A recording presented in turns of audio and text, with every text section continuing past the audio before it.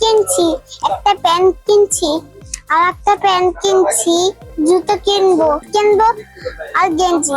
পাঞ্জাবি, পায়জামা, জুতা, টুপি, আতর, হেবার, জামা, পায়জামা এগুলো আমি কিনতে আসি। ঘুরে ঘুরে দেখতে আসি, পছন্দ হলে কিনবো। একটা থ্রি পিস কিনছি, আরো বাচ্চার জন্য একটু কাপড় খোরাক দেখতেছি, একটা বাইরের দিনের শার্ট কিনতেছি। এই কিন্তু ব্যবসায়ীও কেটটা কম, কিন্তু দাম মোটামুটি নিরন্তর আছে ভাই, অতিরিক্ত দাম নেয় না। গত বছর তুলনায় দাম মোটামুটি ঠিক আছে বাচ্চার, কিন্তু কেটটা কম ব্যবসায়ীও আছে মার্কেটে। পছন্দ হইলে আমরা পাঞ্জাবি কিনবো, বাচ্চাদের জন্য পাঞ্জাবি কিনবো, পায়জামা কিনবো, জুতা কিনবো, আমার ওয়াইফের জন্য থ্রি পিস কিনবো।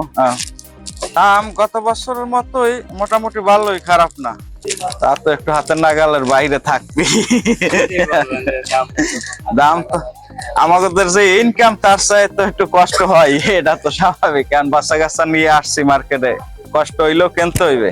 আমাদের প্রত্যাশার চেয়ে এবারের বেচা কেনাটা অনেক অনেক বেশি ভালো।